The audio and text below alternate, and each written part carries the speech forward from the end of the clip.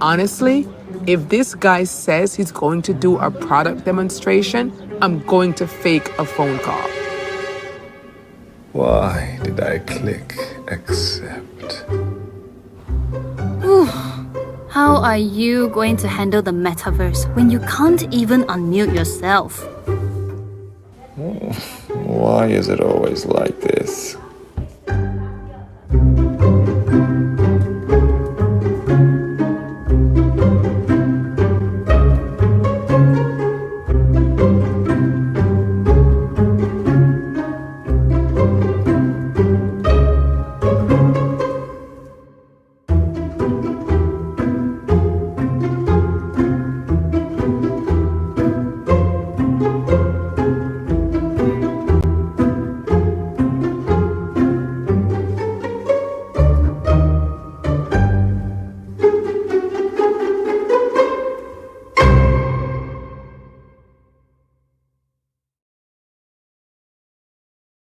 Now, how good was that? That was a cheaply produced video from Michael Scarbeck in Melbourne. So well done, Michael, for putting that together. But that, for me, says it all about who we are and what we do in a very simple, professional way. Now, for those that don't know, it's Friday. Yes, it's Poets' Day. I think Poets' Day in my hometown of Nottingham stands for piss off early. Tomorrow is Saturday. But today we're very lucky. We've got a CTO who's going to come on board with us and have a quick chat. David Beal, the former CTO of CPL and current advisor for quite a lot of things. But if you want to be a VIP guest on our show, it's called The Magic Room. And this is basically a series where we invite, specific execs to come and showcase their background and talk about a little bit about what got them to where they are. So we're sort of a little bit about upgrading some of the old behaviors in tech, because I think there's a lot of things that need to change from the sales point of view, definitely. But we want to give the execs a chance to tell their story.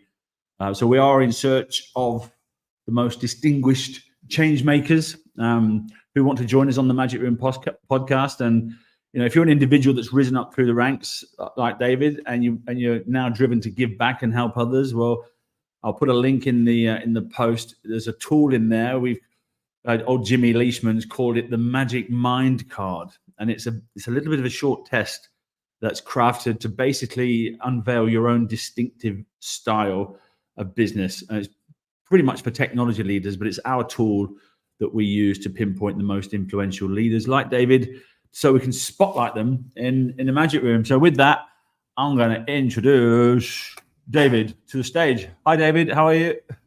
Good, Carl. How are you, mate? That's a terrible introduction. I mean, I've really got to get better at doing this. I mean, you're up in Brisbane. I am indeed. Yes, all day.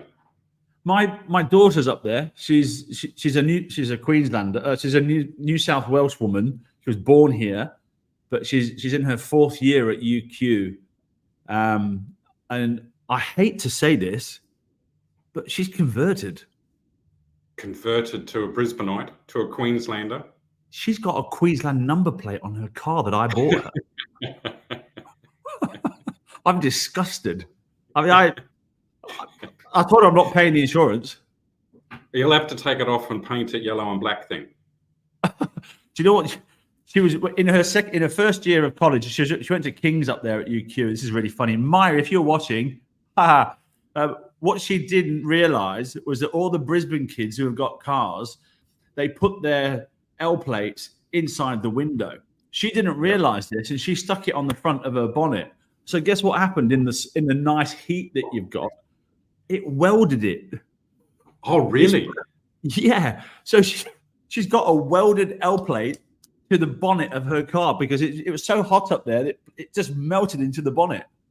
Wow. Yeah, it does get pretty warm up here. Yeah. Where are you, Carl? I'm in Potts Point, where all the crackheads, drug addicts, and prostitutes, pimps, lovers. There's actors, stars, politicians. In fact, the former Prime Minister just lives literally 100 yards away from me here. Yeah. So it's an area full of life, and I like Potts Point because it reminds me a lot of home in Nottingham, where sometimes you felt safe, sometimes you didn't. It's got everything. There's an Aboriginal guy who sits up there. He's like a fixture of the place. Got a bottle of VB in his hand. There's a lady up there sitting on a milk crate. People asking for money. It's very alive.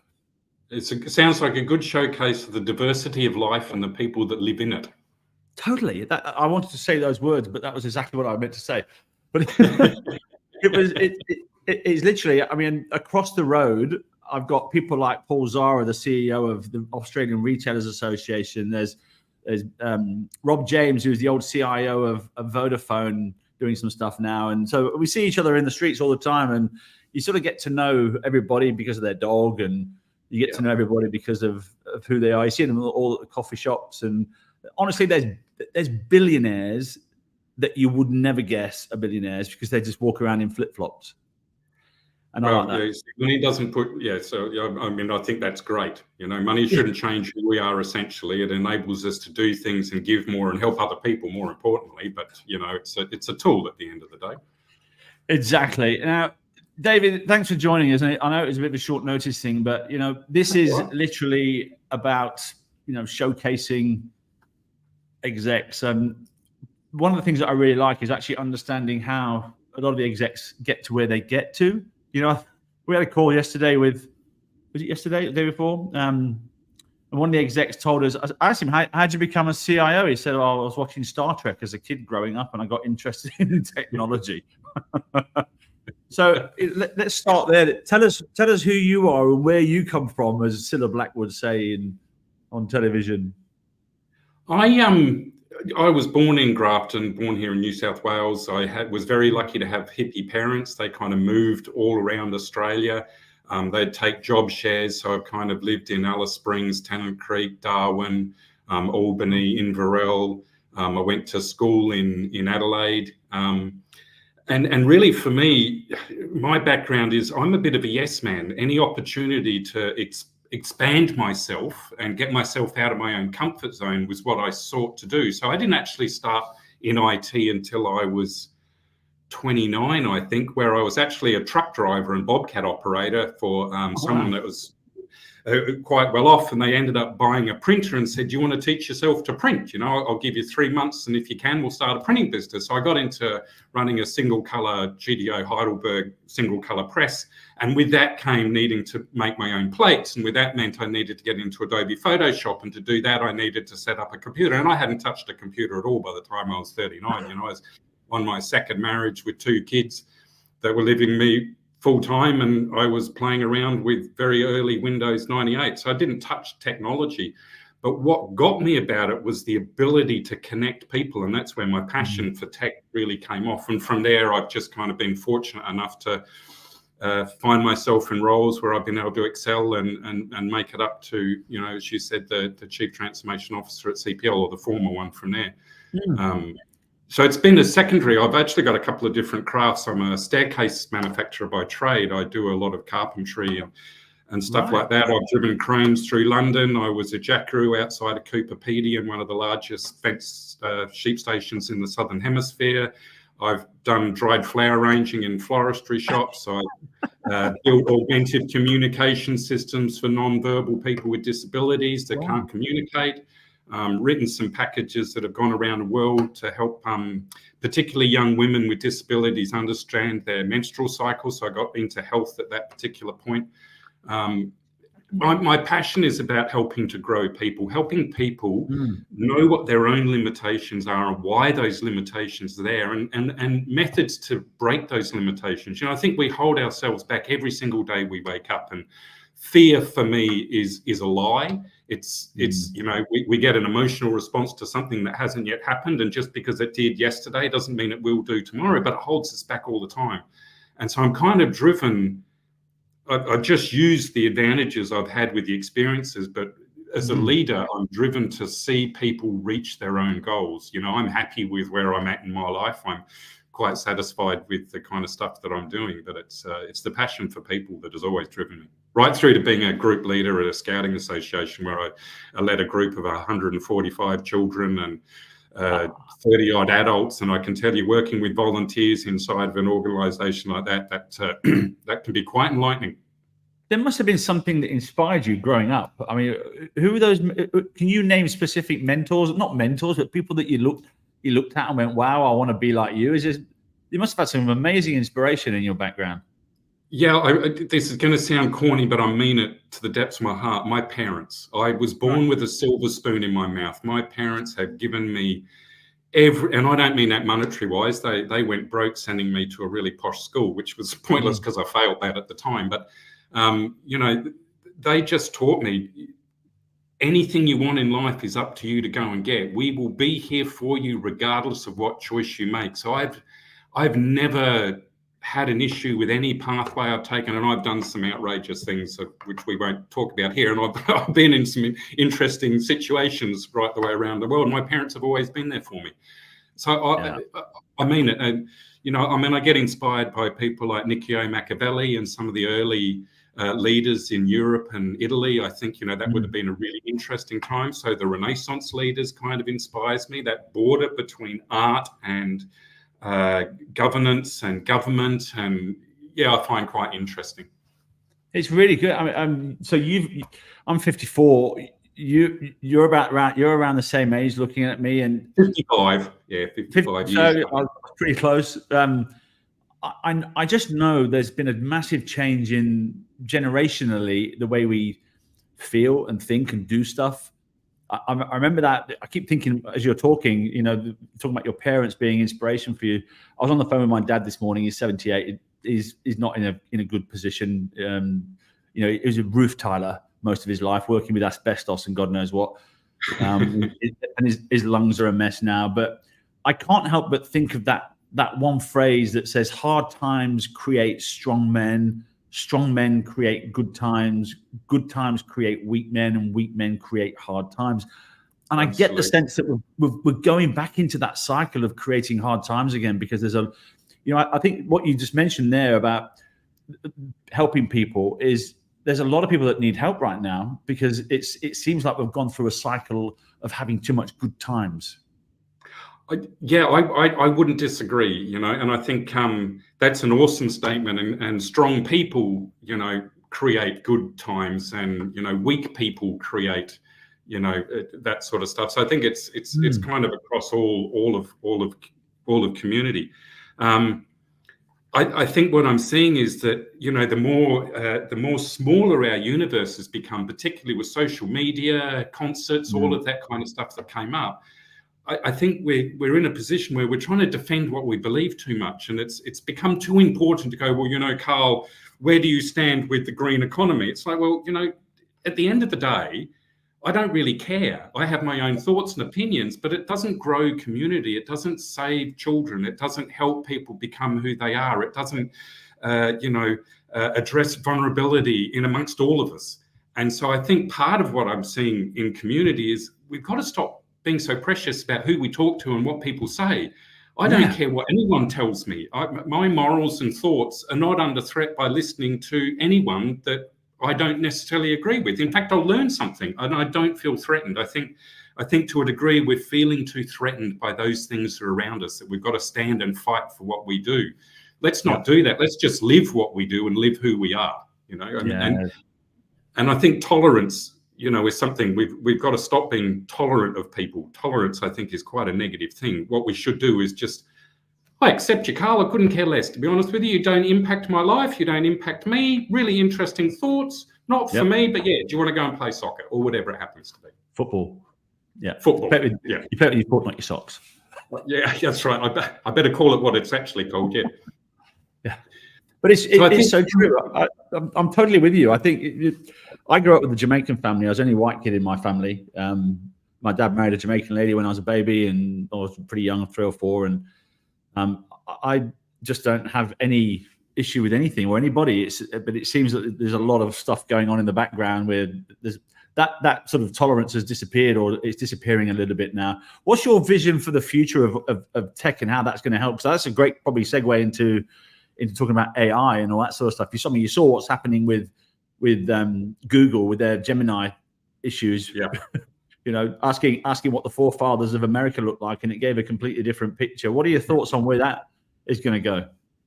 Oh, look, I would love to see AI and augmented reality get merged together. I think we haven't even begun exploring true augmented reality. And I think there's so many barriers that people have in their life that if we could find a way that AI could tap into our brain and go, you know what, I can see this is your barrier. Let's throw some augmented reality in over the top. It's not real, and help people that way.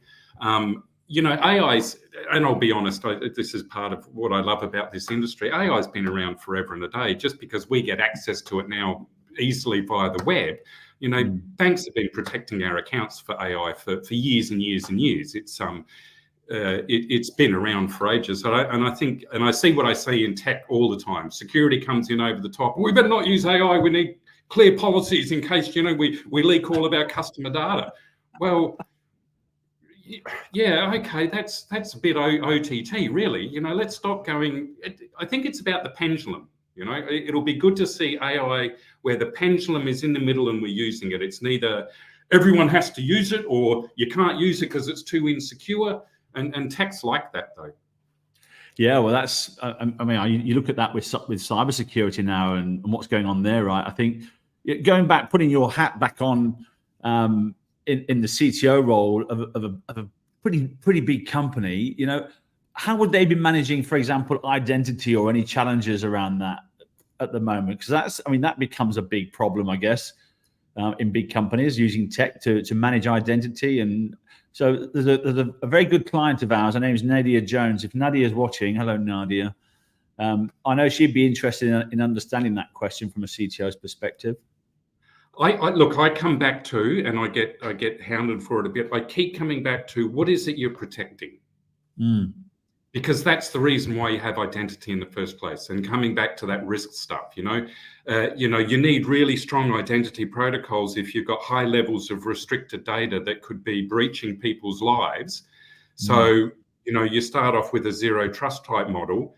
I think identity needs to be coupled with the risk and what the role base is actually happening for people, not just we need all of this identity and we need to know Carl is exactly where he says he is in order to let him in. My point of view is, well, I couldn't care less if you're in my network. What I care about is what you can do when you're in my network. And that attribute kind of based control is far more important than making sure Carl is Carl. It's what can Carl do when Carl's in.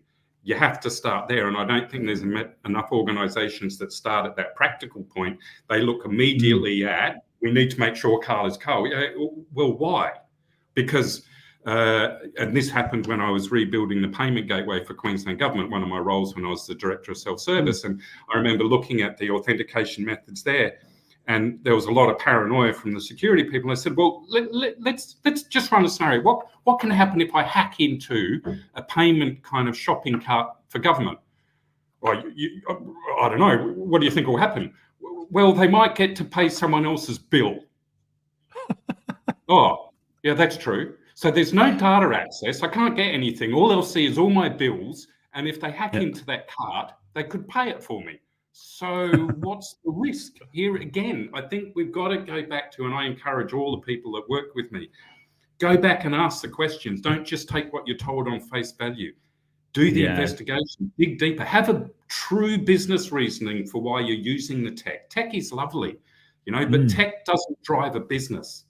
The security stuff drives itself. Tech supports the direction of a business, not drive it. But I see that all the time. People going, oh, what can the CRM do? I want to know what I can transform in. Well, no, what's your strategic goal? What's the board wanting to go? Where's the strategic direction? And then we'll see if the CRM can match it. But everyone's moving CRM. Well, that's wonderful. That's great. But do you need to? Yeah, but it's better. For what? I think there's a lot of underlying motivations that are not being addressed. I think when we look at tech and the reasons why people use tech, you know, specifically boards, you know, we look at their risk tolerance for versus the risk actuality. You know, it's not really sort of, it's not if, but it's actually going to be when. But you know, you start to look at the threat environment that's out there. And I know Nadia would love to know who to talk to at CPL about this, because it changes all the time. But you've got to say that the threat landscape is pretty grave. I mean, we're seeing God knows how many attacks happening every year. I think there was 76,000, one every 7 minutes last year or something like that, and one every 6 years this year. But the board's ability to match their budgets with the actual risk is not there right now. And they claim it is, or they say it is. But what would you say to that? I mean, how would you, as a CTO, convince people? Because it's almost like they're saying, yes, we've got to do it, but they're actually not doing it. Look, I think I think you hit the nail on the head for me. Boards understanding what their risk appetite is. And I see, I've worked with a number of boards and high-level governance things, and they'll go, yeah, we have a zero appetite for risk. Okay, so you're willing to pour millions and millions of dollars. Oh, no. Will it cost that much? Well, you just said zero appetite for risk. Yep.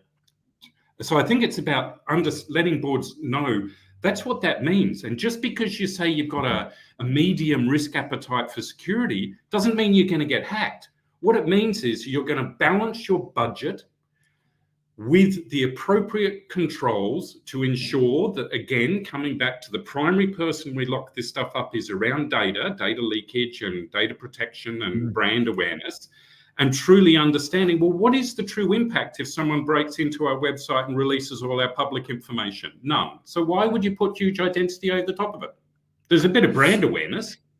So I don't think people fully understand. And I've been surprised, Carl, how many boards I've had to work with and convince them you can't use your own personal email addresses to continue getting board papers, which probably have the highest level of classification in terms of the data. There's strategic internal insights, but you want it sent to your Gmail account. You're not even prepared to have MFA and a corporate account. So how can you even start thinking about the rest of the organization? Do you know who I feel sorry for, Dave? One of the things that's really prominent for me is those poor kids who go to school who are in year 12, but they're actually only 16, because all their mates who are 18 are going to the pubs and the clubs. And what they do is they have to sell their New South Wales driving license app for $70 for the night. So they actually give their friends who look sort of similar in the face, and they swap accounts, and they let their mates log in while they go to the nightclub, and then they give access back the next morning for $70. I sort of feel sorry for the 16-year-olds because they don't necessarily have $70, but I mean, I'm being facetious there, but that is a fundamental fact of what's happening. These kids don't really care too much about security because they're swapping it anyway. No, they don't. It's not highlighted, and I think to some degree, unless you've been breached, people don't get it. I think we could do much more by showing people how do you find it on the dark web. I've run a number of cyber stuff, and the first thing I'll do is going, well, here's your eBay style thing on the dark web at this Onion site that shows you just how you can buy fake username and passwords and IDs. I think the more people understood how prolific it is and how easy it is to get it, maybe more people would go, okay, wow, yes, I've got to stop using my cat's name, ! 1, 2, 3, and then 4, 5, 6, and then 7, 8, 9. But we're seeing that change in terms of passcodes and, the move away from having to regularly update your passwords to paraphrases and more complex type of stuff, which I think is a sensible move. I had a really good conversation with as a CEO of I think it was the CEO of Ilian, the data company. And one of the things that he says he does with his family, because this is something that's happening with AI now, they can clone your voice, and you might get your daughter calling up and saying, hey, Dad, I'm in trouble, send me some money. And it might sound like my daughter, but it's actually not, it's somebody else. And so one of the most simple things that he said, which I didn't even think about, was having family passwords when you call. So when somebody calls, it's like, what's the password? And only the family know it.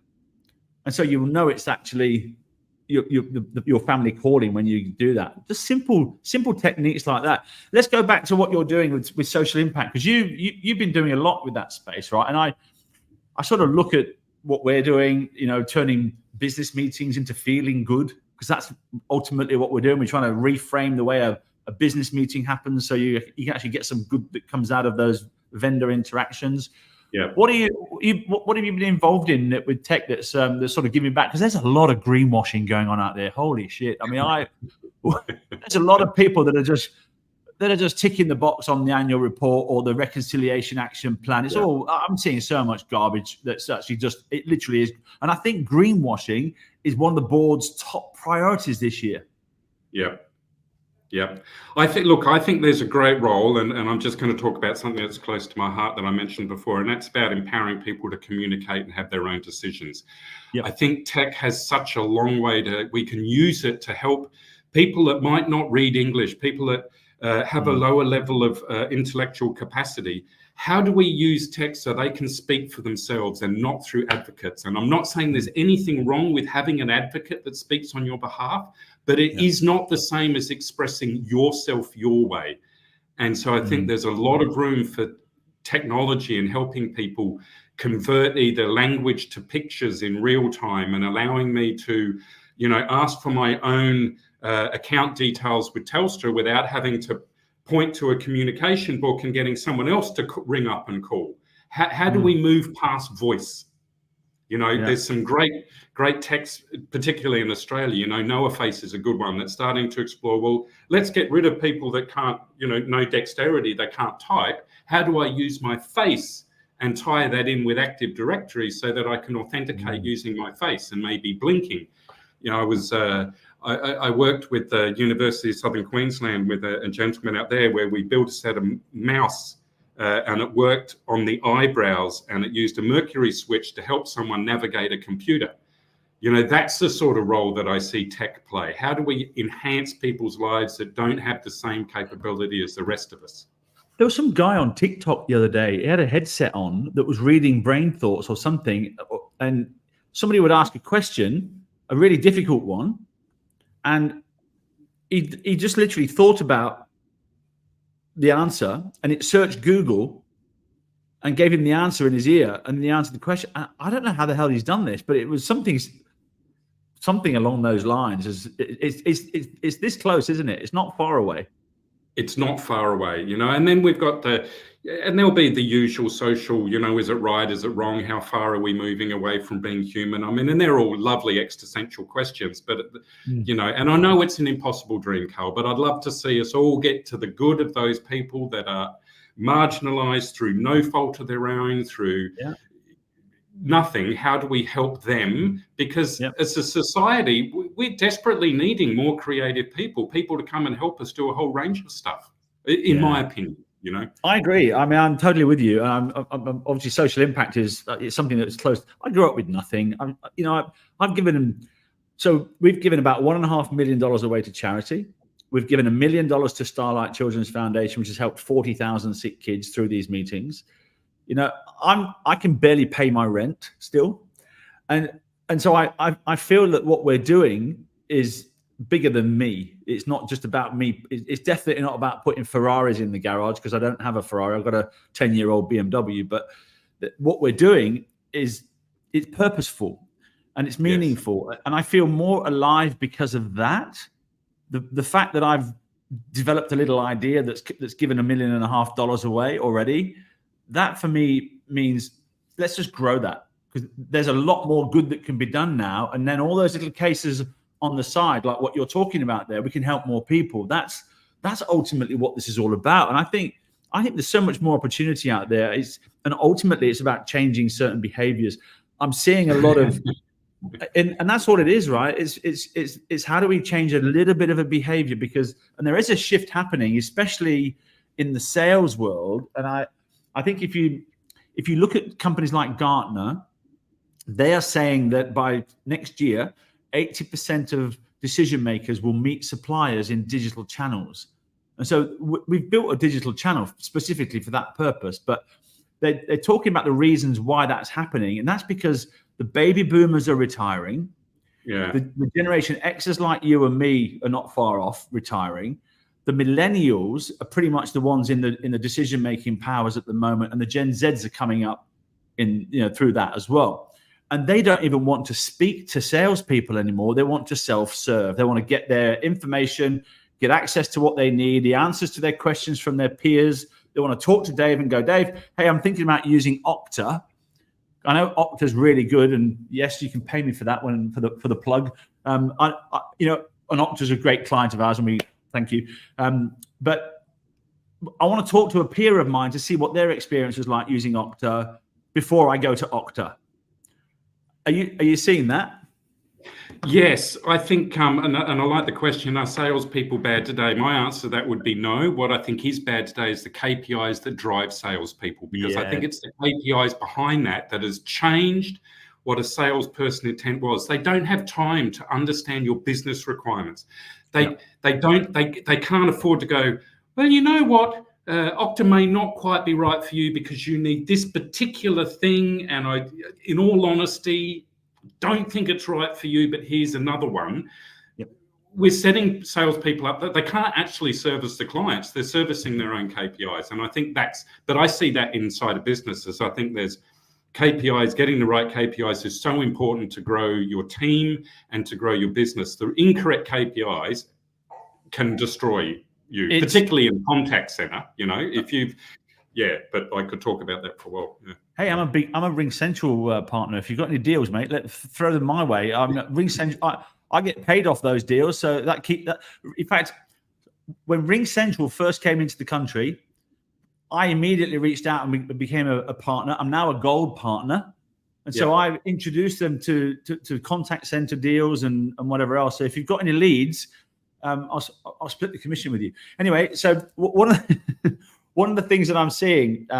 And the reason for that behavior around the sales is that it comes from the top. A lot of those companies are listed on the NASDAQ and they've got numbers to achieve. And if they don't hit those numbers, the analysts will tear the stock apart and it goes down. And so cut a deal, at whatever means necessary. That's what they're doing. End of the quarter is always the best time to get a deal, as we all know, because that's when they hit their numbers and go for it. But that, I think, we were talking before we came on about, when I was in sales, there was no internet, for God's sake. We didn't have the mobile phones. We had a phone on the desk.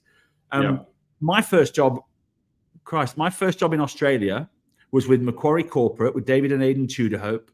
And I was on the phone. I was working for Patrick Newlin, cold calling execs to try and get appointments set up for Schurner and Peter Smith. And it was literally on the phone, picking up the phone. There was no internet to look at. There was no social media to go and research what Dave's done on the weekend so I can have a relevant conversation. You can do that now.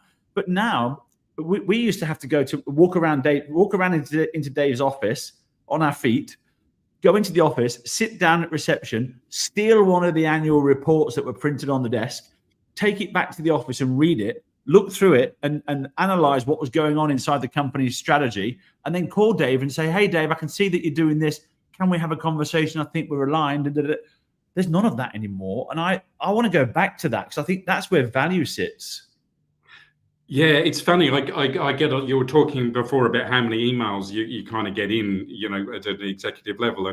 And I've been surprised at recently how many I would get in saying, we've had a look at the organization and we can see that you need some help in here. It's like, well, you clearly haven't. You've looked at the website. You've got no idea. You're telling me you can help. Look, I think, they're being driven by that, but they don't have the time. They're not given the time to almost target the right. It's all about volume. And you were saying, what does it take to change the world? I'll be honest. We've got to reduce our love for money. Not money, the love of money. We've got to try and find a way of just letting people, how do we help people that have a lot of money be comfortable with the amount they have and not need any more? And I know that's a very complex area. Well, it's WEF, isn't it? You will own nothing and you will be happy, But you know what? People talk about that, and it got to a point in my life when in my 40s when things didn't necessarily mean that much to me. Things as in cars, nice clothes, all those things that you need as a young person to feel good. And what meant more to me was obviously giving back, and the feeling of that was really important. And I'm probably economically the poorest I've been in my life right now, because I put everything I've got into Meat Magic. There's no backup plan. There's no rich parents coming to bail me out. My parents are not rich. In fact, I gave them £100 this week because they've got no money. And so this is something I've committed myself to do, but I'm the happiest inside that I've ever been. And isn't that what counts? We know that that's related to health. We know that's related to a whole range of things, not just mental health, but physical health. Anyway, I couldn't agree more. It's really interesting because we get caught up in what we need to have to feel good. And I can tell you, I've been there. You can change your clothes, you can change your car, you can change your house, your job. You can change everything you want, but unless you change your thoughts, nothing changes. Well, and again, I'm not trying to be depressive about this, but this what you've just mentioned there. Now we're fighting movies, we're fighting newspapers, we're fighting media, we're fighting what we're taught when we grow up as kids. It's a highly complex, very spider web of reasons why all of this stuff happens, and I couldn't agree with you more. And again, I think one thing I really got from my parents, and I got a lot from them, was my mum still wears the same pair of tracksuits I remember her wearing when I went to school 40 years ago. And she hasn't cut her hair since she was 21. And when asked why, she says, but I don't need a boyfriend, I'm married. My friends like me regardless of my hair. I don't understand why. No one else sees the tracksuit. Why would I go and buy a new one? There's nothing wrong with this one.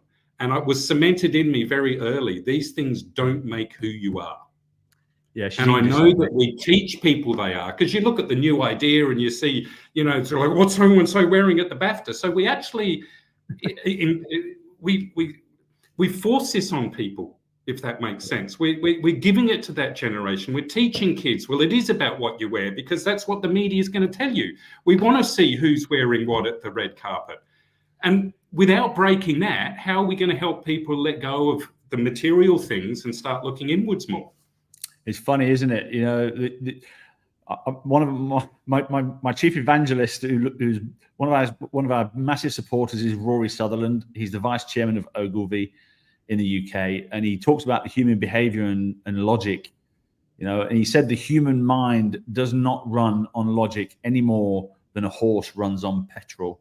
And I can't help but think that there's a whole lot of underlying reasons why we do things. And I think, technology can change the way we think and the way we act a lot. I mean, you think about, for example, he talks about changing just the feeling or the perception, and you think about the way, for example, we're old enough to remember what it was like when you had to pick up the phone and call a taxi, and that taxi, you didn't know where it was. And so you'd stand outside in the rain with your umbrella looking for the taxi so it didn't drive past your house because you couldn't call the taxi driver. And what was really problematic there was the uncertainty. And then, of course, Uber came along, and what Uber did was they didn't give us a better taxi service, but they took away our anxiety by showing us where the taxi was on a map. Oh, it's the taxi is stuck at the traffic lights. I'll go and have another pint.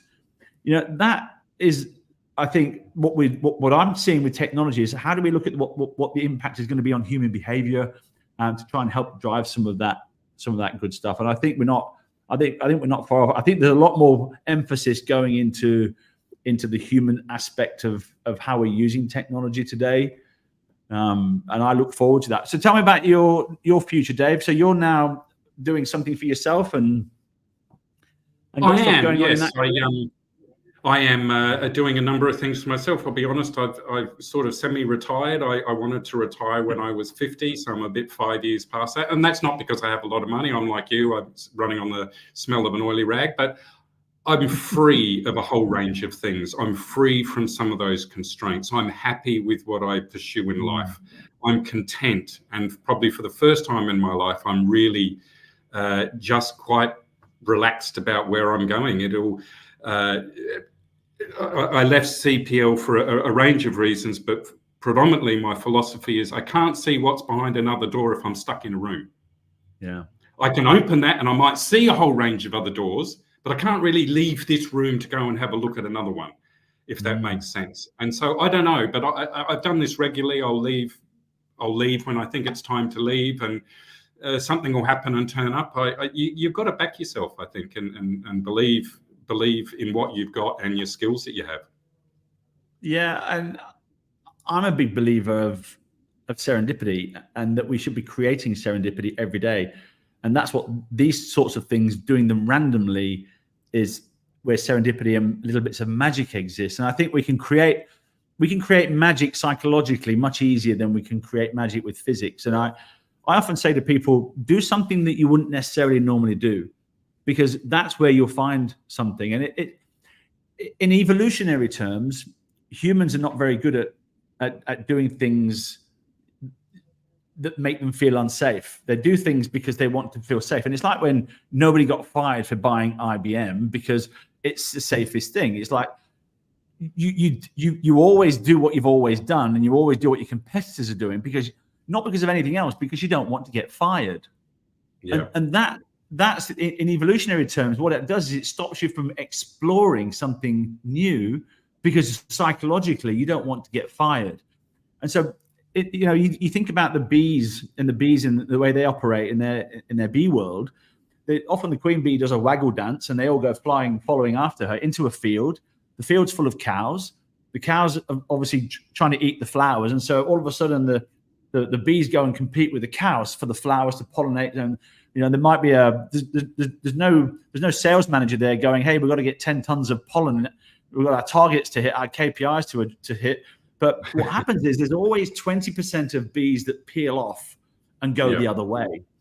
And those 20% of bees go off and fly off over the hill, and they just might have a lucky accident of finding a field full of flowers with no cows. So all of a sudden, they've got this lucky accident that's happened, whereas the other 80% are off there competing and fighting for the flowers with the cows. And that's a little bit like marketing budgets today. That's what happens. Yeah. They always do the conferences, they always do the roundtables, they always do the SEO. I mean, how much money they're pouring down Google's throat right now that's going into the bin. Dude. It's ridiculous, totally ridiculous. You could literally shut that down and you wouldn't affect your business. So I always think that serendipity exists just over the hill, doing something that you wouldn't necessarily normally do. And you can test this out very easily. Go and look at all of your LinkedIn contacts that you've not spoken to for more than a year, and pick up the phone and call them. And you'll find so much opportunity that sits in those conversations, because you haven't spoken to them for a year. There's a whole year's worth of life that's passed. Yep. And a lot happens in a year, Carl. A lot happens. And that's where serendipity exists. Stop planning and just go and have a walk around and see what stops you and what occurs and what happens. And that for me that's where the magic of life exists. Doing something that you wouldn't necessarily normally do. Totally agree with you. And being open and listening, listening to those opportunities. Beautiful. It's been a great chat. We'll probably chat all day. Is there anything we can do to help connect you anywhere? Is there any, we've got a load of contacts in Brisbane. I mean, one of my board members, Andrew Madazak, big shout out to Andrew if you're watching, you lazy git. I bet he's in the office doing nothing, watching this. He's on the board of WorkPack. So I think he's a non-exec director of Work. I think they're a Brisbane-based company. Yeah. If there's any connection, let me know. Yeah, I will do. Yeah, look, as I said, my passion's for helping implement practical stuff and helping people ask the right questions. I see this in digital transformation a lot. And, my current passion is helping people not automate stupidity. And what I mean by that is there's a lot of people that go, here's this process that we've got. I need you to automate it. I don't care what you use, you can do it. And when you dig down, you go, oh, so why are we doing that? Oh, well, this group of people, they don't like logging into that software and looking at the dashboard. So I download a report and I separate it into 13 and send it around a place. You kind of go, that's you don't automate that. Just because you can doesn't mean you should. And I find that the same with technology. Just because you can use AI, should you? Let's not get too caught up and move too far away from what our core businesses are either. Yeah, I think you've got a great opportunity in the fact that every government department wants to look at AI but don't have budget. And because there's no budget, that represents an opportunity to get to partner with some of those companies that have got AI and to go and do some pilots for free. Yes. What a great way to get your technology tested, by going into some government departments and seeing what you can produce. I think that's an amazing opportunity that needs to be exploited. People like you that have got the track record in understanding how transformation works, you're prime position. Yeah, absolutely. It would be, There's a lot of good that can be done in state government. I'm passionate about government. I think it's a wonderful institution. It might need it's still a rough diamond in my opinion. I don't think we've quite got it right. I think media plays a role in that. We've got to allow politicians to change their mind based on data. I've got a fundamental problem with data though, Dave. And this is kind of bad because it's important, I guess, to remember that all big data comes from the same place, the past. And so when you're campaigning, and it only takes one of those single little rogue variables or a black swan event, and that can throw the most perfectly calibrated model into chaos, right? And I often think that there's far too many people who think they understand statistics, and I think it dangerously dwarfs those that actually do. Well, I think there's a lot of people that understand how to manipulate the lens of statistics to get the answer they want, and that's the problem. We manipulate to suit our own outcomes, but that's also human nature to a degree. Well, metrics, like if you start looking at metrics, and especially averages, well, they encourage you to really focus on the middle of the market. But actually, innovation happens at the extremes. Yes, absolutely right. And so that's kind of a bit of a mismatch there in the way we're looking at data. And I think people like you who have been around and seen this will know all about that. And I think there's a lot of opportunity that's waiting to happen in the wings. And it's literally put your proverbial hand up in the air and say, we can do that. And you watch them all come flooding in, because everyone needs help right now. Everyone needs help in understanding how they're going to address these situations. And we're seeing that a lot, absolutely, particularly around AI and the current concerns from a security perspective. But again, we've just got it's a practical risk-based approach that has a benefits management kind of attached to it. It comes back to the business purpose. And I just hope they really feel for I just hope they address the 16-year-olds who are in school who want to go to the nightclub and the pub, but they can't because they're not 18 yet. And I hope they create something that can help them instead of selling their New South Wales driving license app. And, honestly, why would you not have a whole lot of 16-year-olds come in and tell you what they want rather than a bunch of 50-year-olds telling you what they should be doing? Yeah. Because you think about, I'm not thinking about Meat Magic for now. I'm thinking about it for the next 10 years because I already know those millennials are used to swiping left on Tinder. And so it's a digital channel. And so you can swipe left on my app and that's where we're going. So in the next 5-10 years, when the Gen Zs are in place, well, their thought processes today should be where you're thinking about design of tomorrow. Absolutely. And I can see, particularly from a tech, and we're starting to see it now, that, the decoupling of the screen or the display unit from that thing that's processing all of the information. I can see a world coming up soon where I've got a CPU on my watch, for example, that will screencast to any screen that's around. And we're seeing that more and more. And as soon as you can decouple that, then I think devices will have a smaller footprint. It'll be interesting to see if we start embedding them into ourselves. So, we're seeing some of that, as you mentioned before. Yeah. Are you involved in the health space at all, or aged care?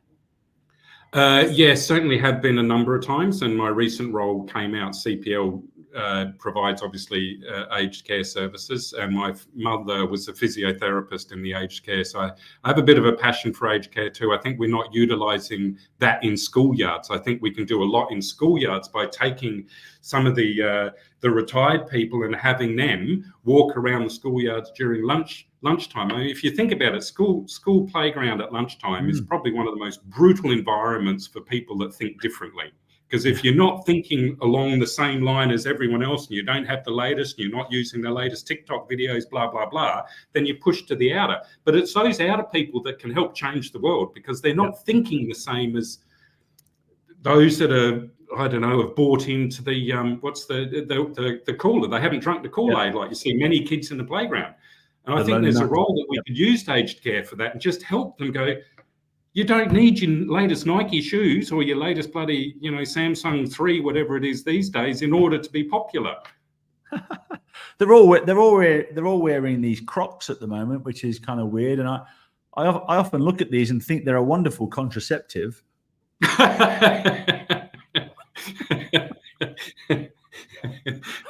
It's It's not stopping the breeding, though, is it?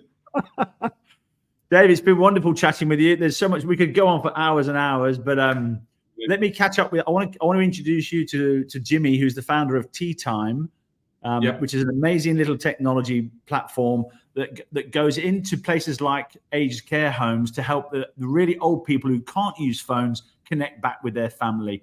Imagine your family back in the UK, for example. Little Johnny or little Mary's just run the 100 meters and won, and it's been filmed, and they can beam that straight into the old age pensioners home, and the pensioner can look at that and see it and respond and reply and be connected.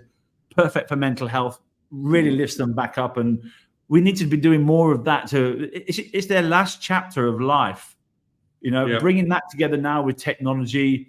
It's absolutely, everyone should be doing that right now, because a lot of them can't use phones. A lot of them don't have that ability. So no, that's exactly right. Yep. And sometimes that comes back to just not being able to pay the bill.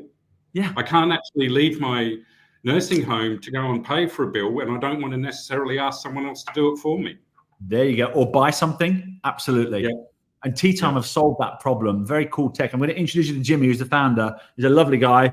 He's also helping me a little bit with strategy, because he's just he's like me. I think he's a little bit ADHD, and we're what you mentioned, the little lone nuts out there doing something different, and that's where I love it.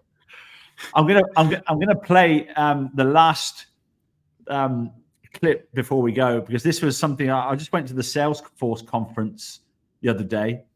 Yep.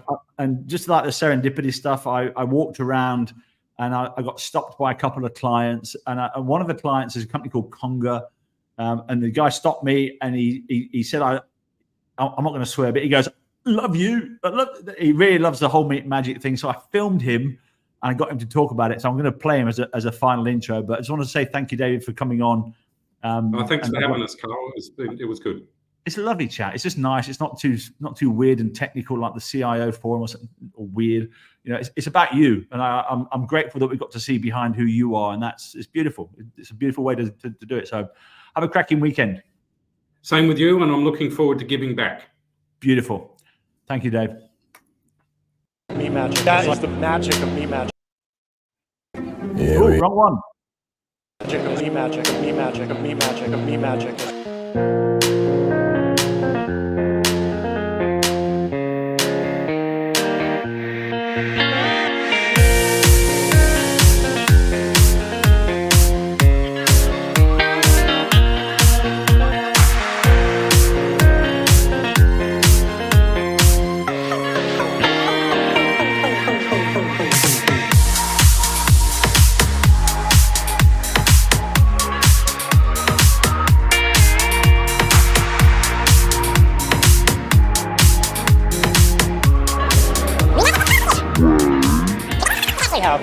Me Magic is literally the easiest way to get meetings with execs that you can actually have a really good dialogue with, like for a good cause too.